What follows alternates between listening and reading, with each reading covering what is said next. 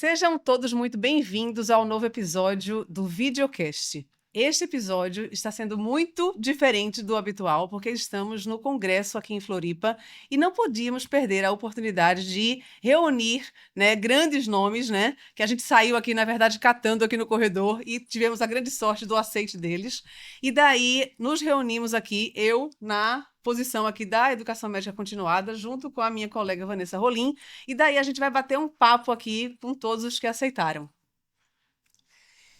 Esse é um episódio bem interessante. Estava falando que existem inúmeras salas dentro do Congresso e é impossível o congressista assistir tudo que ele tem vontade. Então, o objetivo é meio que falar os pontos importantes, o que foi mais relevante no Congresso, para ajudar aquelas pessoas que não conseguiram ver tudo o que queriam. E Então vamos começar? Vamos conversar com a Fernanda Haddad, ela que é do sono. Ela vai dar aqui uma pincelada bem breve, do que ela achou interessante nas palestras que ela assistiu. Bom, primeiro eu queria agradecer o trabalho de vocês, né, aqui na Educação Médica Continuada. O congresso, ele foi um congresso, assim, bem cheio. A gente teve dentro da medicina do sono 5 convidados internacionais e uma gama enorme de colegas que trabalham na medicina do sono. Então, as palestras foram muito interessantes, desde fisiopatologia até avanços no tratamento para apneia obstrutiva do sono e distúrbios correlacionados. E eu acho que talvez os pontos mais importantes talvez tenham sido em algumas palestras que a gente teve, por exemplo, a palestra da Eva, que é da Polônia. Ela falou um pouquinho de tratamento cirúrgico e de biomarcadores. Então, a literatura ela vem caminhando aí com a determinação de endótipos, fenótipos, para tentar entender um pouco melhor essa doença. E provavelmente aí no futuro a gente vai ter algumas respostas em relação a biomarcadores. A gente também teve o Michele Cassano, que veio da Itália, é um grupo pioneiro em cirurgia de apneia obstrutiva do sono. Então, as técnicas hoje muito mais funcionais, menos efeitos colaterais, seleções mais apropriadas aí dos pacientes. E a gente teve 2 colegas portugueses que vieram, o Fausto e o Marco, trazendo também a experiência deles, que por sinal é bem parecido com o trabalho que a gente tem feito aqui no Brasil em relação aos pacientes. E tem o Thomas Fleury também, que é um colega brasileiro que está nos Estados Unidos e tem trabalhado muito com neuroestimulação do hipoglosso. Infelizmente é uma técnica que a gente ainda não tem aqui no Brasil, mas que é amplamente feita nos Estados Unidos e já com um follow-up um pouquinho mais avançado. Aqui no nosso departamento, quem coordenou o programa este ano e está à frente do nosso comitê é o Alexandre Ordones, então queria parabenizar também, porque foram palestras de altíssimo nível e bem selecionadas, e a gente já acabou discutindo sobre tudo. Então, tecnologia de CPAP, tecnologia em termos de aparelho que facilitam a vida da gente no intraoperatório, no pós-operatório, no controle desses pacientes. Então, para quem não veio dessa vez, espero, né, poder contar com a participação de todos nos próximos eventos que a gente vai ter daqui para frente, porque realmente é um time, o time que a gente tem é um time de excelência. Então, mais uma vez, agradecer e parabenizar toda a BOL, o Fabrício, que foi presidente esse ano, e o pessoal da Educação Médica Continuada, que tem feito um trabalho exemplar. A gente está tentando trazer, né, sempre isso, atualizações, né, de fato, e deixando o Congresso cada vez mais rico, né, de informação, né, com pessoas né, que causem impacto, né, que vale a pena, né, estar presente, né, muito bom.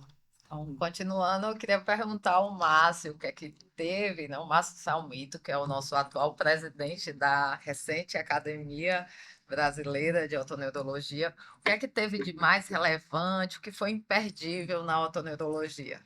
Olha, é difícil escolher o que foi melhor, assim, porque a gente começa com o pé direito. Esse foi o primeiro ano que a Academia Brasileira de Otoneurologia, né, organizou a grade de otoneurologia aqui no Congresso, e a gente contou primeiro com a assembleia, né, a primeira assembleia, várias pessoas aqui pela primeira vez puderam participar da Assembleia da Academia Brasileira de Otoneurologia. Então foi um momento muito marcante, realmente foi um marco assim na história da otoneurologia, que agora tem uma academia aí oficial, né, marcada aí com uma primeira assembleia no Congresso. Mas a parte acadêmica, né, que foi o mais importante, realmente, a gente teve a oportunidade de trazer um convidado, né, da Inglaterra, que era um cara muito bom, Diego Caschi. Ele é um argentino que já está lá desde os 10 anos de idade, e ele é neurologista. né? E quando a gente fala da otoneurologia, a gente tem uma carência muito grande, né? Porque como a gente é otorrino, a gente tem realmente uma carência nessa área. Então, a gente trazer um neurologista para falar foi realmente um complemento muito interessante. Mas uma coisa que eu gostei muito é que esse congresso realmente a gente teve assim os principais nomes brasileiros, porque assim a otoneurologia brasileira realmente ela é um marco assim na América do Sul, principalmente América Latina, e a gente viu, por exemplo, na plateia pessoas de outros países, né, da América Latina que depois iam falar, que vinham, eu estou aqui porque fulano, né, do Brasil, nós somos aqui seguidores dele, dos estudos dele, então realmente foi uma coisa bem legal, uma novidade, né? As novidades nada mais são do que as coisas antigas que voltam, né? Uma coisa antiga que voltou agora para a autoneurologia foi o pescoço. Então, de repente, as tonturas relacionadas com o pescoço, né, que já existem aí há 200 anos, já voltou agora com tudo, com nistagmos novos, equipamentos novos que ajudam no diagnóstico, não só do pescoço, né, mas também de outras questões. A gente falou de neuromodulação, participação do zumbido e da tontura, assim, todas as palestras com realmente novidades, tanto no diagnóstico quanto no tratamento, mesas de discussão, além do marco aí, realmente foi a Academia de Otoneuro ter a nossa assembleia pela primeira vez. Então, eu estou muito orgulhoso de participar desse congresso. Acho que quem participou, né, seja assistindo, dando aula, né, compartilhando os conhecimentos na área da otoneurologia, acho que está bem à altura aí do excelente congresso que a gente viu esse ano. De fato. Eu e a Vanessa que fazemos, né, também otoneurologia, eu compartilho aqui dos comentários do Márcio, porque de fato, né, acho que as aulas foram muito boas, muito enriquecedoras, né, e realmente o internacional, o Diego Casca, ele acrescentou, né, com exame físico que ele faz, que a gente não costuma fazer aqui, e aí a gente vai agregar isso, né, Com na nossa certeza. prática. Então Com foi certeza. realmente de grande valor. Muito bem, então seguindo, vou aproveitar aqui que estamos com o Carlos Schone, já saindo do pescoço que o Márcio aqui acrescentou, e estamos colocando aqui o pescoço na nossa análise. A gente já faz isso, na verdade, né? Mas talvez agora com mais, né, com mais propriedade, né? E daí vamos passar para o Carlos Schone aí para ele, né, ver o que que ele consegue, o que que ele conseguiu aí apurar da área aí de cabeça e pescoço, Carlos. Obrigado, Sandra. Obrigado à equipe da ANC. Em relação à programação científica da cabeça e pescoço, nós tivemos uma grande participação da Sociedade Brasileira de Cabeça e Pescoço. Isso foi muito importante na integração da Associação Brasileira de Otorrino com a Sociedade Brasileira de Cirurgia de Cabeça e Pescoço. E nós pautamos no diagnóstico, porque o paciente com câncer de laringe, boca, seios paranasais, no início, ele irá passar com o otorrinolaringologista, que é o momento de nós fazermos o diagnóstico na fase inicial, onde nós vamos ter os melhores resultados de cura para esse paciente. Então, nós pautamos especificamente no diagnóstico dessas patologias. Sensacional. E é aquilo que a gente sempre diz, né? A clínica é soberana, né? Então, se a gente pega, principalmente nesses casos, né? A clínica no início, né? Você muda, né? Todo o curso, né? Sim, Do que vai acontecer com esse paciente, né? E na fase inicial, o melhor diagnóstico é anamnese e exame físico. Nós não precisamos de nenhum equipamento sofisticado. Então, esse foi o principal mote dessa programação científica desse ano. Ótimo, ótimo. Para ficar cada vez mais em alerta que esse é o ponto principal, né? Assim, o início de tudo, né? Sem dúvida. E eu queria saber da questão estética, como é que ficou a sala de plástica, a doutora Leila Freire, uma excelente cirurgiã plástica de nariz, já tive a oportunidade de acompanhá-la. E tem alguma técnica nova? Falaram alguma coisa sobre as rinomodelações, sobre as harmonizações faciais? Conta pra gente como foi. Então, eu gostaria de agradecer imensamente o Rose convite de estar participando dessa mesa aí com vocês. E a plástica, ela veio com tudo, né? Então, acho que temas bem interessantes, como você mesmo falou. Tivemos um convidado internacional que foi ótimo, pontual, que é um cirurgião plástico de nome, que é o Telman, ele é da Turquia, e ele veio apresentar realmente justamente essa evolução da rinoplastia. Então, com a técnica que ele utiliza, um acesso fechado, com pontos do passo a passo, os 20 passos da rinoplastia, isso veio agregar valores, essa união da cirurgia plástica com a otorrinolaringologia. Nós fazemos plástica de face como um todo, dos liftings faciais, do rejuvenescimento facial, está vindo muita novidade do deep plane, de enxertos de gordura, de próteses. Isso realmente está bem em gosto, desde da superfície, que são os peelings, que a gente cuida também, tem todo esse cuidado para melhorar, mas a gente nunca pode esquecer da parte funcional. Nós, como otorrinolaringologistas, temos que ser primordiais com relação à função.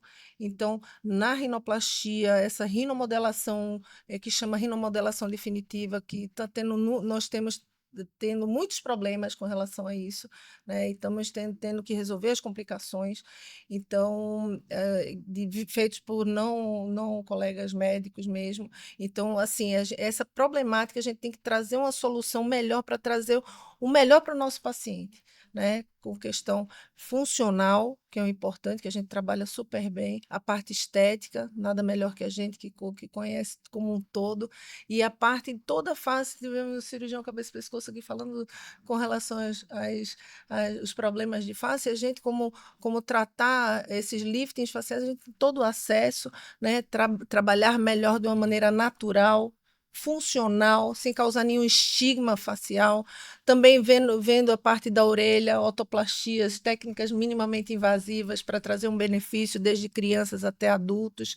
Então, tudo isso agregado, a gente tem muitas coisas, muitas nuances que a gente pode trazer soluções de uma maneira pequena, mais pontual e que traz a satisfação do nosso paciente. Então, essas técnicas, elas realmente estão chegando de uma maneira para alavancar cada vez mais e dar o bom. E no Brasil, temos vários cirurgiões. No Brasil, a gente está, assim, um verdadeiro turbilhão de profissionais da rinoplastia, da parte de face, que são excelentes e que estão despontando no mundo. Então, isso é muito bom que tivemos essa interação com o convidado internacional, onde ele pôde mostrar o trabalho dele e vários profissionais no Brasil mostrando individualmente o potencial de cada um. E eu acho que a gente está bem nutrido desses profissionais conscientes para trazer o melhor para o nosso paciente e essa troca de experiências, trabalhos científicos, né? Tive a oportunidade também de mostrar o meu pós-doc, né? Então, na parte de rinoplastia. Então, isso daí vem agregando valores. A gente tem que se unir, dar as mãos, né, na sociedade, trocar experiências com outras áreas, para a gente poder alavancar o nome da cirurgia plástica no Brasil e no mundo, que realmente a gente tem grande potencial. Eu acho que isso daí é muito importante, a gente trazer isso na realidade e informação para as pessoas que estão entre os colegas médicos e principalmente para o nosso paciente, que a gente está fazendo o melhor para eles. Ótimo. Então, avanços aconteceram, né? Avanços demais, desde otoplastia, rinoplastia e rejuvenescimento facial, procedimentos minimamente invasivos. Então, várias técnicas inovadoras e algumas que já existiam no mercado e que só a gente deu uma aprimorada. Então, isso realmente acontece e cada um dando sua nuance, seu toque para cada vez melhorar. Excelente. E eu vou pegar o gancho e sair de um lado, né, que é da busca da beleza, mas que complicações eu imagino que também aconteçam, né? E vou passar a palavra para a Sandra Franco, que é representando aqui o nosso jurídico, e vai falar em nome da defesa profissional, que daí não é exatamente em relação mas fazendo um contraponto ao mesmo tempo, que a gente sabe que tem as inovações, né? Mas vocês parecem que sentaram juntas para a gente... Para a gente poder... e a gente Isso, exatamente. poder oferecer o melhor para o nosso paciente. Isso, exatamente. Não é só isso, né, que a Sandra aborda, né, mas isso aí com certeza é um dos temas, né? Os temas que ela entende, a gente conversa, ela entende muito bem o que a gente pode oferecer melhor e cada vez alavancar. Nós, os médicos, dão um suporte e o paciente também. Sim. Não, perfeito. Primeiro, eu sou uma estranha no ninho aqui, né, no meio de tantos otorrinos, eu como advogada, mas eu faço parte também desse trabalho de defesa profissional e eu estive no Fórum de Defesa Profissional e acho que é extremamente importante exatamente para valorizar a especialidade. Essa é a proposta da Comissão de Defesa Profissional. Então, no nosso fórum específico, embora seja um fórum que concorra, né, com todas essas especialidades, essa riqueza da evolução tecnológica dentro da especialidade de vocês, cada um aí com a sua área de atuação, o fórum acaba um pouquinho mais esvaziado, mas não deixa de ter a importância como uma força motriz para sustentar a especialidade, né? Inclusive considerando aqui o que a Leila falou muitíssimo bem da invasão, né, de outras áreas e fazendo procedimentos para os quais não exatamente estão preparados e trazendo aí complicações que depois quem vai cuidar é o próprio médico, o próprio otorrino. Então, num primeiro momento, o paciente pode até ficar satisfeito, mas depois, funcionalmente, ele vai ver quais são as consequências daquele procedimento feito por um não médico. Então, esse foi um dos temas, inclusive, né? Nós falamos aí sobre a questão da invasão. E aqui, quando eu falo de invasão, é porque nós temos uma lei específica do ato médico, então, da invasão de outras profissões que fazem muito bem o que elas fazem, mas que querem fazer também aquilo que o médico tem propriedade, preparo e formação para fazê-lo, mas que não exatamente cuidam das consequências. Então, falamos sobre isso, falamos sobre a questão dos cursos de especialização em detrimento de residência e alguns com uma qualidade duvidosa e que trazem aí para o mercado médicos que não têm o conhecimento e o desenvolvimento suficiente para fazerem certos procedimentos e que estão ali sendo colocados como otorrinos e não necessariamente fizeram aí a sua prova de título e não tem o seu RQE. Então, falamos sobre essa questão, principalmente o nosso presidente, o Dr. Fabrício, falou pontualmente sobre as ações da ABOL, né, nessa área. Falamos sobre a questão de contratualização, importantíssima para o médico, então aqueles que atendem aí as operadoras de plano de saúde, quais são os direitos, quais são os deveres, quais são as obrigações, afinal de contas, o que o médico pode exigir, sobre o desequilíbrio que existe, muitas vezes, de o médico não falar sobre os seus direitos, porque existe um receio de um descredenciamento, então ainda como a medicina precisa, de fato, que haja aí uma defesa profissional forte. Teve um segundo momento do fórum que eu acho que é fundamental, e que se repete, mas que eu ainda vejo que existem dúvidas a respeito. Qual que é o papel do CFM? Qual é o papel dos conselhos regionais de medicina? Qual é o papel das associações regionais de especialidade, né? Então, o que cada uma pode fazer e como cada uma contribui para a especialidade e para a sociedade, porque a gente está sempre visando o bem comum, que ao final é o paciente, né? Um médico bem preparado, um médico bem remunerado, necessariamente ele vai trazer um paciente bem atendido. Então, tudo isso é um papel da defesa profissional e tudo isso foi discutido brilhantemente pelos colegas otorrinos de vocês que estão ali na batalha no dia a dia, né, para trazer essa fundamental, né, defesa da defesa. Defesa da defesa. Esse fundamental amparo para a defesa profissional. Foi isso. Quer acrescentar alguma coisa aqui? Porque o quanto que é importante, né? Acho que todo mundo, assim, participar e saber que a gente tem essa sala, né? Então, assim, muitas vezes a gente fica focado nos temas, no que a gente vem de fato, mas saber que tem esse outro lado que ele tem que ser entendido por todos nós, né? Com a mesma importância do enfoque que a gente, né, trabalha, né, especificamente, né, Sandra? E além da comissão, que é incrível e que de fato trabalha diariamente pela especialidade, existe um movimento muito grande ali nos grupos, sempre atentos à propaganda irregular, ao marketing irregular, de colegas e dos não médicos também. Então, além as resoluções que surgem diariamente, tanto de outros conselhos quanto dos próprios dos conselhos do Conselho de Medicina e de algumas regionais que fazem as suas resoluções em apartado. Então, tem todo esse trabalho diário, mas acho que é fundamental pensar que o objetivo da comissão é valorizar esse profissional. Então, com certeza, seria importante que o profissional visse esse trabalho e também se interessasse por uma questão que pode ser menos importante, mas é essencial e não tem como não olhar para ela, que são as questões jurídicas que envolvem a profissão, né? Sim. Sim, o presidente Fabrício pontuou quão importante é a defesa profissional.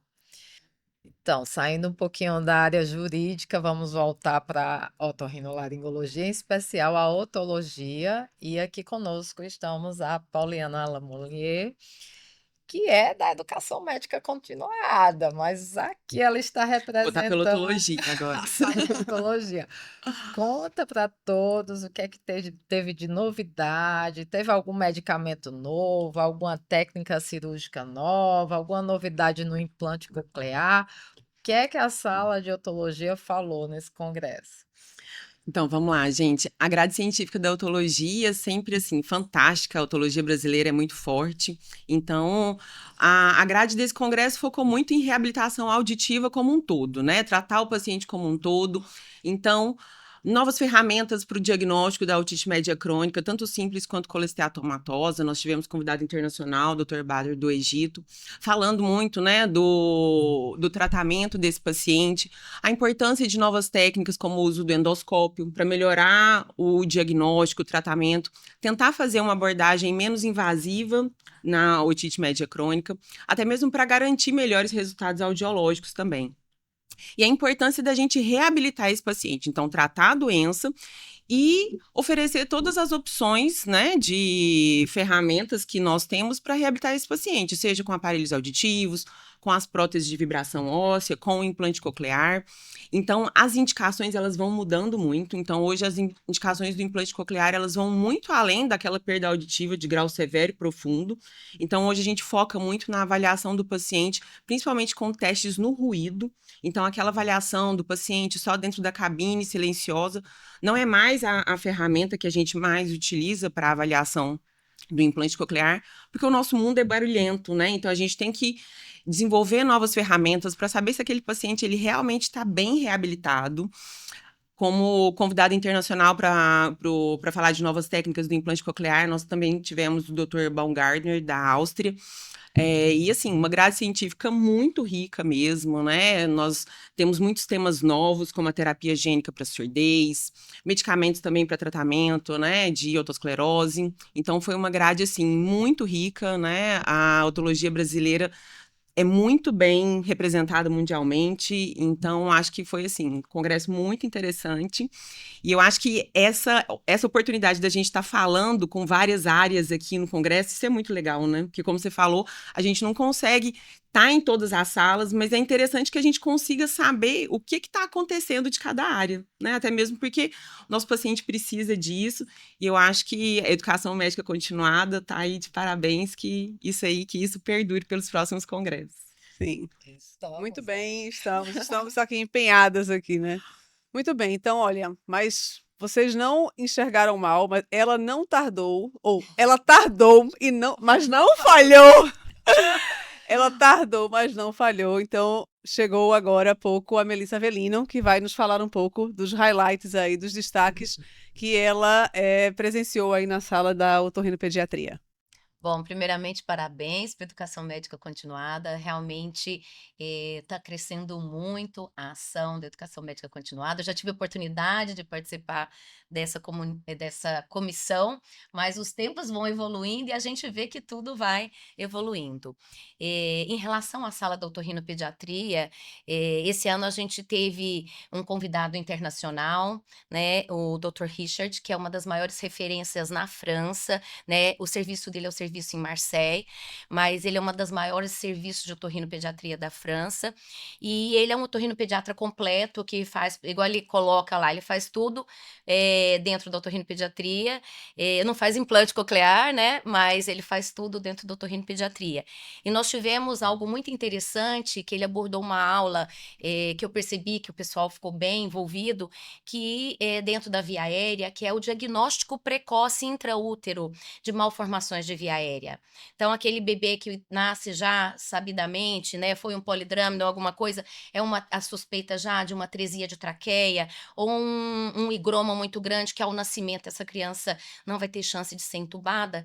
Então, mostrando o trabalho em equipe dentro, ele trouxe muitos vídeos, como que funciona, a hora que tira o bebê, a manutenção do cordão, que é o exit, possibilidades que a gente tem, né, para salvar uma vida dentro do centro cirúrgico. médico, né? Então, assim, isso é algo que a gente já vê muito nos congressos internacionais, aqui no Brasil pouco explorado, mas a gente vê, né, a otorrinopediatria brasileira, assim, isso eu tenho muito orgulho de dizer, ela vem crescendo cada vez mais, tem cada vez mais uma representatividade fora também, de brasileiros aí que estão sempre palestrando e mostrando que a gente não está para trás também no que se diz respeito, né, à via aérea pediátrica.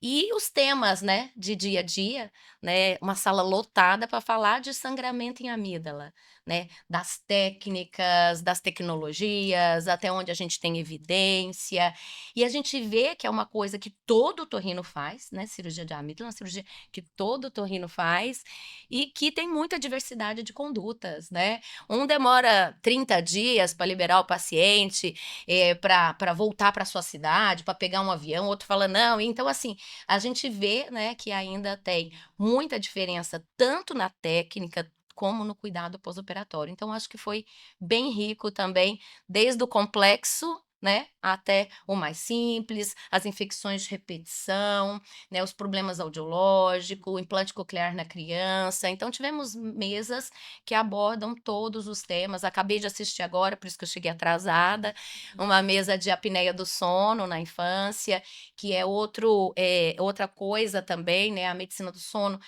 a gente sabe, né, que tem desde o bebezinho, então discussão até mesmo de catéter de alto fluxo, o bebê que tem, a gente tem as apneias, né, aí do lactente, então assim, foi bem completo também a nossa grade científica e como eu disse, a gente vê que o nosso congresso brasileiro está crescendo cada vez mais, uma qualidade cada vez maior, isso é motivo de orgulho, né, para a nossa associação brasileira, hoje o jovem, eu posso dizer isso de experiência própria. Hoje o jovem que quer fazer otorrinopediatria, que gosta de via aérea, ele não precisa mais fazer o que eu tive que fazer e vários colegas tiveram que fazer, que é buscar o conhecimento fora do Brasil. Hoje, se ele quiser, ele tem aqui conhecimento e pessoas que discutem no nível das discussões internacionais. Então, eu acho que isso é motivo de muito orgulho, né, para nós. Com certeza. Isso depende de cada um de nós, né? Acho que cada um fazendo, né, a sua parte, enxergando a importância, né, do cuidado ao paciente, né, da educação, né, da pessoa que está sendo formada para prestar um bom serviço, né, para os nossos pacientes, né? Isso é maravilhoso. E quando eu cheguei no congresso, a primeira placa que eu vi, o primeiro propaganda foi do nosso Brazilian Journal, da Revista Brasileira de Otorrino, que é também orgulho nacional. Eu queria saber o que é que o Dr. Carlos pode nos falar sobre o nosso Brazilian Journal, se teve alguma evolução, por que é que ele está em destaque aqui no Congresso. O nosso Brazilian Journal é o nosso órgão de comunicação científica com a comunidade dos otorrinolaringologistas do Brasil, e nós estamos internacionalizando a revista, não só do Brasil, América Latina e do mundo. Então, nós estamos num posicionamento muito bom em relação às revistas internacionais, num patamar próximo do laringoscópio até, atualmente. Então, e talvez, quem sabe, no futuro a gente passe. Então, assim como a Academia Americana de Otorrinolaringologia tem uma revista forte, que é a Otolaryngology Head and Neck Surgery, nosso objetivo é que a revista da nossa associação encontre patamares semelhantes a essa revista. Excelente. Mais alguma coisa? Que eu acho que a gente está chegando ao fim aqui desse episódio inusitado aqui no meio do Congresso. Vanessa? Existem as áreas de interseção, né? Vocês querem falar um pouquinho sobre tratamento de otite média serosa, da otorrinopediatria, com o que é que isso interfere em relação à audição e aprendizado das crianças aqui com a otologia? O que é que teve de novidade nesse assunto? Eu acho que esse é o mais legal da otorrino, que as áreas, elas se cruzam, né? E isso é muito importante para a gente sempre dar o melhor tratamento possível para o nosso paciente. Então, E isso cai também naquele tópico da reabilitação auditiva, né? Da importância de tratar a perda auditiva na infância. E um ponto que a otologia sempre tem frisado, a importância que a criança consiga fazer uma avaliação audiológica uma vez por ano. Isso não é uma prática no Brasil, né? É uma prática fora daqui, né? Já é recomendação da Academia Americana de Pediatria, mas nós ainda não conseguimos colocar isso como uma rotina. Isso é um trabalho da Sociedade Brasileira de Otologia para frisar isso aí. E a otite média com efusão, ela entra nisso daí também, né? Na importância desse diagnóstico precoce da perda auditiva, o impacto disso em aquisição de linguagem, até mesmo nas infecções de repetição e na alteração de toda a fisiopatologia da orelha média, né? A gente sabe que tem o colesteatoma lá na frente, ele começou com a otite média com efusão não tratada na infância. Então, a importância dos tubos de ventilação, a importância de conduzir melhor a otite média com efusão na criança. E lembrando aí que nós temos ainda a intersecção com a foniatria, né, Pauliana? Isso. Porque hoje a gente sabe, as crianças mesmo que seja com TEA, com os outros distúrbios, é necessário, às vezes, uma intervenção mais precoce no que se diz respeito à otite média serosa, a uma cirurgia de adenamidalectomia, porque embora talvez aquele não seja o único motivo que está atrasando a fala, né, então a gente teve dentro da otorrinopediatria, né, a gente tem uma intersecção muito legal com a foniatria, né? Então a gente teve mesas com discussões muito legais também em relação a isso, né? O trabalhar em conjunto, e eu acho que isso é importante para a gente passar para o jovem que está começando, né? Que precisa desse trabalho em equipe, né? Que a gente precisa dessa intersecção se o nosso objetivo final é o paciente, né? Então a gente teve discussões muito ricas dentro da foniatria, como a gente também teve, por exemplo, das disfagias, dos distúrbios de deglutição, né? Hoje o overdiagnóstico da anquiloglossia, todos comentaram que a gente que mexe com via aérea, né? Eu até vou dar uma aula agora daqui a pouco, né, a última do congresso, né, sobre a questão quando realmente a gente indica uma frenotomia. Por quê? Porque a gente tem visto crianças com problemas que manifestam naquele primeiro momento como uma disfagia, essas crianças, elas ganham frenotomia e às vezes ela tem um distúrbio central grave, né, crianças que têm laringomalácia e o primeiro sintoma, às vezes, vai ser uma incoordenação para sugar, e então, assim, tá tudo junto, né? O nosso trabalho, junto com a equipe multi, e sempre isso é muito importante, a fono, a avaliação audiológica adequada, o que pedir, né? A criança que não fala pode ser um problema auditivo, mas nós temos aí todos os distúrbios, aí a gente teve uma campanha muito legal aí do pessoal da foniatria, né? Então, eu acho que a gente também, né? A gente tem as salinhas separadas, mas nós na otorrinopediatria a gente procura também sempre trazer essa intersecção aí. Muito bem. Então, agora, antes de terminar, eu queria continuar com você, Melissa, porque para você comentar um pouco do que a gente teve ontem, da reunião que foi criada a Comissão das Mulheres. Então, fala um pouco, porque isso aí acho que foi um ponto muito importante nesse congresso. Eu acho que isso foi um marco nesse congresso, né? A gente já sente aí ontem a manifestação de todos os colegas, né? Esse é um movimento, eu acho que é muito importante a gente dizer para os colegas que ninguém quer separar nada, né? Alguns colegas homens vieram, mas o que é isso? Esse grupo. Tanto que a reunião foi aberta, né?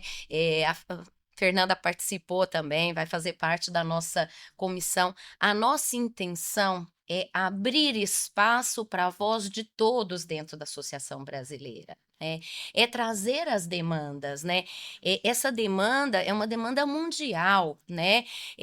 Tudo isso veio muito à tona, né? Eu até comentei ontem, quando eu apresentei o projeto para a Direx, tudo isso veio muito à tona, né? Esse ano criou-se dentro da MB, né, uma comissão de defesa dos direitos das mulheres médicas. Aí você fala, poxa, em pleno século XXI, você precisar de criar uma comissão dessa, por que isso isso está acontecendo, né? E ontem eu ouvi de um colega, isso aí tá parecendo cota. Pelo amor de Deus, não é nada disso, né? Na verdade, o que a gente quer, nós somos uma associação pujante, nós somos uma associação que a gente precisa mostrar e ter orgulho e dar voz para todos dentro da nossa associação. E isso é uma demanda feminina. E quando a gente assiste, né, nós tivemos a oportunidade, apoio da ABOL de ter uma live, né, junto com as americanas que criaram o Human in Otorrinolaryngology, e ouvi-las falando, né, a dificuldade dentro da academia americana, o preconceito que a mulher, só quem tá, é o que eu falo, o negro só sente quem já passou pelo preconceito de ser. E o homem, por mais que ele seja aberto, tenha tido uma criação, ele nunca vai sentir na pele, né, o que é o conflito de uma mulher, por exemplo, né, quando tem os filhos e que tem que dividir e coordenar entre profissão, entre os seus anseios profissionais e a vontade de dar conta de tudo, né? Então, acho que foi um momento único. A Claire, que é a convidada da rinologia, deu uma palestra fantástica. Às 8 da manhã, no primeiro dia, a sala estava lotada, a gente estava com muito receio, porque foi o primeiro dia de congresso, né? E nós tivemos uma sala lotada, e quem assistiu falou, nossa, muito legal a abordagem dela, né? E depois ela veio conversar, uma pessoa muito acessível, e mostrando que a gente precisa dar voz para isso, né? Ninguém está brigando por cotas, ninguém quer separação, ninguém quer ser melhor do que ninguém, a gente só quer que as pessoas sintam-se à vontade a lutar pelo que elas querem, seja querer ou não com a cargo de liderança, né? Esse empoderamento, né? O feminismo não é superioridade, é igualdade por conceito. É duas pessoas que têm o mesmo mérito, terem o mesmo direito. E uma coisa que ela falou, que eu queria deixar como última mensagem, nós somos cegos para enxergar. Então, ela falou, quem fala, eu não vejo isso, não está querendo ver ou não sentiu isso ainda. Então, ela veio com essa palestra mostrando isso para nós, né? Que você, para enxergar onde está o problema, né, você tem que estar aberto, como tudo, né? E aí a Direx apoiou de uma forma, assim, fantástica. Nós aplicamos um questionário, né? O pessoal da Direx estava falando que, infelizmente, quando dispara esses questionários para o associado, quase ninguém responde. Nós tivemos 572 respostas, né? E a gente vê que, então, é uma demanda real. E aí, né, o Léo, que é o nosso próximo presidente, diz que já vamos levar para a próxima reunião da Direx, né, a criação, né, dessa comissão, que a gente ainda não sabe o nome que vai ser, né, Fernanda? Nós estamos ainda estudando aí como vai ser esse nome, porque a gente não quer que seja nada de segregar. Pelo contrário, nós queremos que todos estejam juntos e que uns entendam as diferenças dos outros de forma equalitária, né? É só isso, né? A palavra é acolhimento. Exatamente, Vanessa. A gente fica muito feliz em ver a nossa associação disposta a acolher todos, homens, mulheres, sejam mães que estejam com seus filhos, que precisem amamentar nos congressos. Então, assim, fantástico, foi bem interessante ver nossos presidentes homens apoiando e tendo sensibilidade para com as mulheres. Fiquei muito feliz. E estou também muito feliz de ter todos vocês aqui neste dia. Muito obrigada, né, pelo aceite aí de terem vindo aqui, né? Acho que vai ficar um outro marco, né?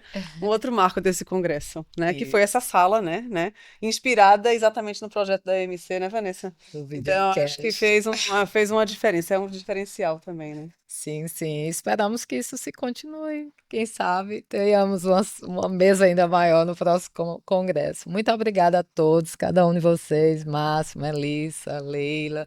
Muito obrigada, Sandra, Carlos. Vocês foram todos muito importantes, Fernanda. E a nossa querida Pauliana. Então, acho que por hoje a gente finaliza. Finaliza, e fiquem sempre ligados aqui no projeto da EMC, porque mais episódios estão por vir. Muito obrigada. Até o próximo videocast.